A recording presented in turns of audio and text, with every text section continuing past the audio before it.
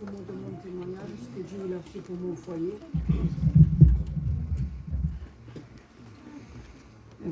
Quand je me suis mariée, vous savez, je me suis rendu compte que mon compagnon faisait quelque chose qui n'était pas la gloire de Dieu. On ne connaissait pas Dieu, bien sûr.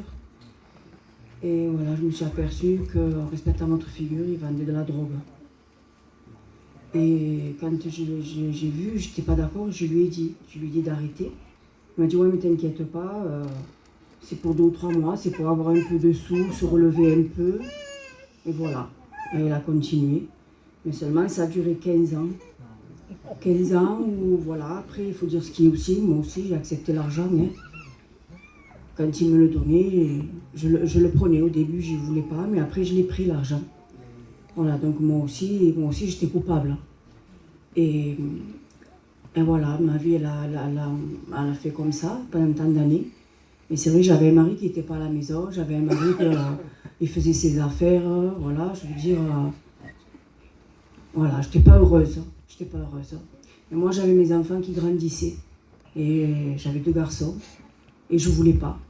Je voulais pas parce que moi, j'avais peur dans ce milieu avant, on craignait plus. Et moi, j'avais peur pour mes garçons, parce que lui, il avait fait ce que son père avait fait. Et moi, je voulais pas que mes enfants, ils vendent de la drogue. Je voulais pas que parce que moi, je voyais après, voilà, même lui, pour lui, il pouvait avoir des problèmes, voilà, la prison, se faire tuer. Voilà, il y a plein de choses comme ça, on entend encore aujourd'hui. Bon, je me faisais du souci. Et puis, les années ont passé, et puis il est arrivé un temps. Moi, j'en pouvais plus de ma vie, ça allait plus entre moi et lui. Et je me plaignais à ma belle-mère, tout ça, je lui disais de le faire arrêter. Lui aussi, je faisais lui dire arrête tout ça, trop du travail, change, il n'y avait rien à faire, il ne voulait pas.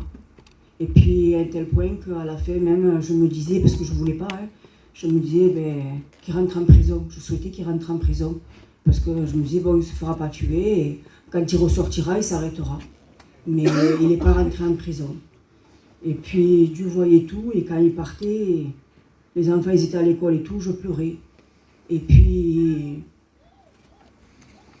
je me suis mis dans ma chambre, et puis, moi qui priais jamais, qui priais plus depuis que je m'étais mariée, rarement, je me suis mise à pleurer. J'ai prié et je me suis mise à pleurer comme un bébé.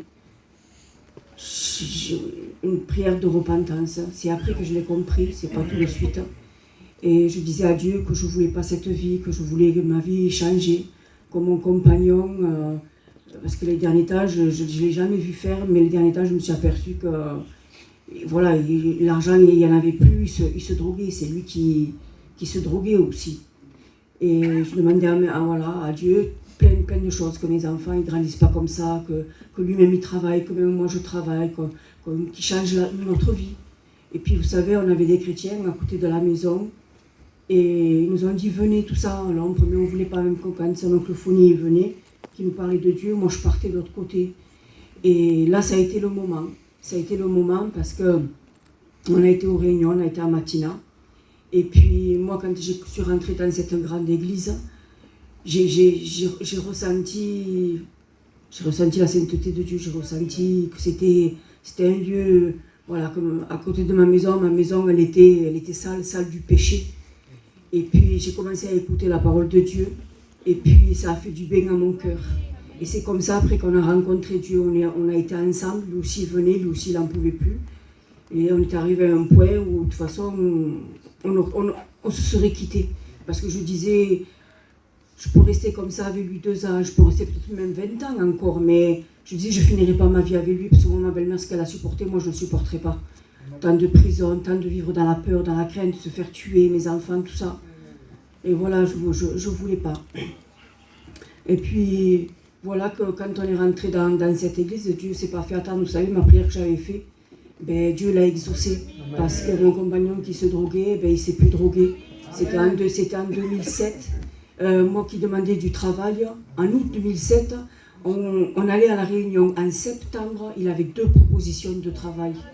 Alors que pendant 15 ans, j'ai fait que lui dire, moi, va aux agences d'intérim, trouve du travail. Dieu après, vous savez, il nous a bénis.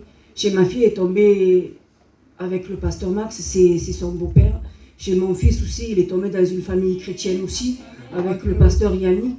J'ai mon fils aussi, il s'est marié, tout ça. Mais Dieu, voilà, Dieu nous a bénis après. Ça fait 18 ans qu'on a parti à Dieu bientôt en août là. C'est la plus belle des choses qu'on a fait. C'est vrai qu'il y a des hauts, il y a des bas. Mais on ne regrette pas. On ne regrette pas parce que c'est un père. On peut s'appuyer sur lui, tout lui dire, il sait tout. Et voilà, c'est la plus belle des choses qu'on a fait.